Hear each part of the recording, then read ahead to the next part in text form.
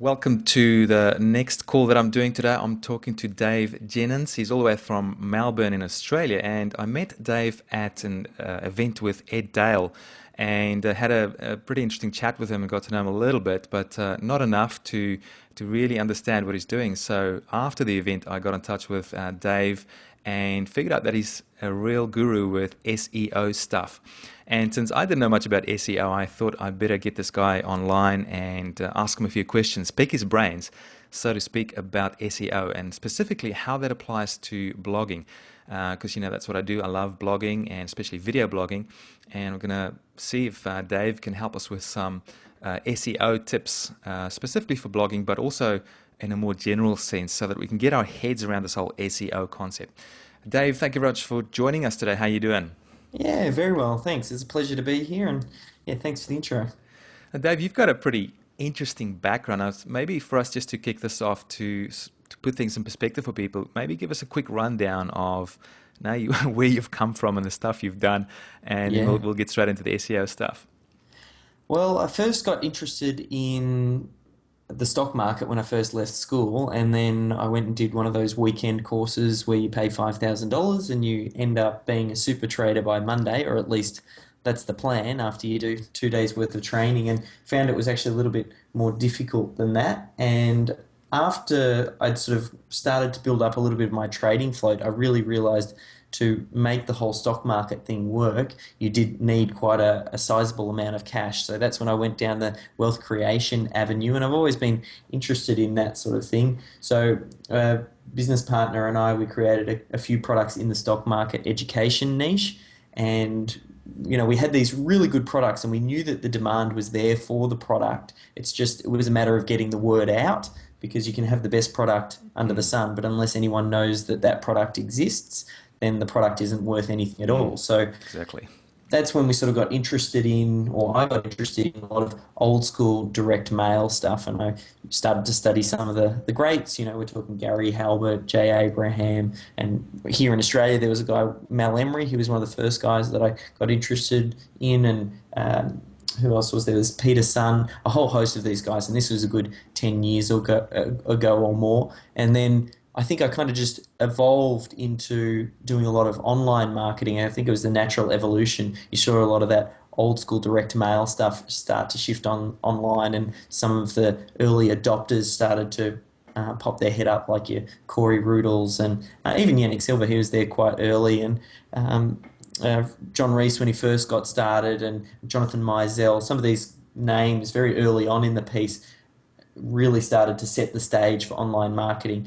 Got interested in that and did a lot of my own study as well, my own testing, and there are a few little entrepreneurial avenues along the way that I sort of followed, not just to do with the stock market niche, everything from selling pieces of the MCG to setting up a clothing retail store, both in the real physical world, and also we had an online presence as well. So quite a varied and well-rounded expertise in online marketing. And probably just recently, in the last 3 to 4 months, uh, with a lot of people contacting us for what I do in the stock market niche, a few people, friends, colleagues were asking, hey, what is it that you're doing to generate so much traffic to your website and getting buzz? People saying whenever we type in anything to do with Metastock, your name always comes up, position number one in all of these sort of variations. And that's when we launched a recent business which was all about SEO and talking about how we do SEO. And that's,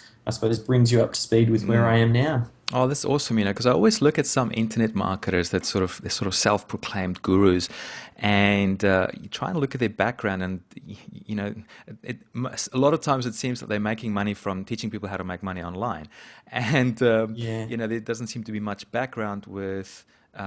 Showing any sort of evidence of results in other niches before they started doing that. So that's what I really like about you, Dave, because you've gone through another avenue to look at another business other than internet marketing and used internet marketing, specifically SEO, to help you get these sort of results. So I really like that, and I think that really adds a lot to the credibility. I wonder Thanks. for the next thing. A lot of my audience, and I mean, including me, we don't really know much about SEO. We do the blogging thing, we create content like crazy, and and we kind of sometimes just hope for the best that the traffic that the search engines will pick us up. But perhaps it'd be a good idea at this stage to maybe just give us a quick overview of what SEO, search engine optimization, is and why that's important for us. Yeah. SEO is just one of those things where I think it can play a real major part in your business because it's the ability to drive free targeted leads to your website. And I say free in inverted commas because everything has its price. And the good thing about SEO is you really can do it on a budget. If you don't have much money, a lot of the work can be done manually by yourself. So you are trading time for dollars, and that's where that cost comes into it. But the ability to take advantage of the search engines and drive a lot of that traffic on a budget as opposed to having to go something down the paid route and through any sort of PPC stuff and drive traffic and having to pay for that traffic. So I think that's where SEO really comes into play. And then also I'll bring it up on the screen here. Like if we just type in, this is a particular term, trading systems, that I'm quite proud of the ranking that we've got because it's quite a competitive term in my niche. And you can see position number one. Now, when we're having a look at the results here, if you have a look at the rest of the page, and I'll see if I can move this screen around. When they do eye tracking studies to see where people's eyes go when they hit this page, it appears first of all in the top left-hand corner here. And a lot of people will skip over the sponsored links if they know it's sponsored links. It's probably your everyday Joe.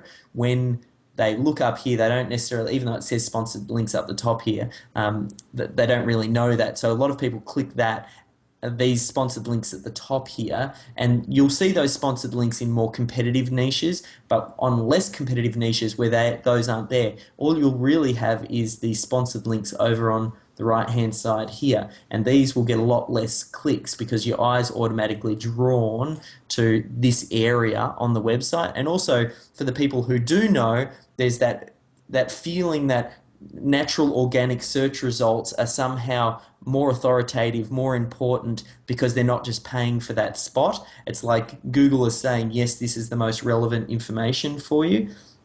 So I think that's a reason to focus in on SEO, and you're also able to really meet the person. I think this is to do with anything online when you're targeting specific keywords. You can meet the individual and at a point at where they're typing this keyword into the search engine, and you know exactly what it is that they're thinking about. So you can speak straight to that person. And some of this comes to, I suppose, on-page optimization, which we can talk a little bit more about. But when you write your title tags and your descriptions, that's going to appear in the organic search here. So someone typing in trading systems, I'm speaking directly to them by saying, download your free trading systems here. Obviously, someone typing in trading systems, that really speaks to that individual because that's what they want. Of course, looking for underneath here, looking for free trading systems, that really speaks to the right person. So I think what we're trying to do here in SEO, a lot of SEO is all about making sure that we're targeting the right keywords to come up in the natural organic search results, because we know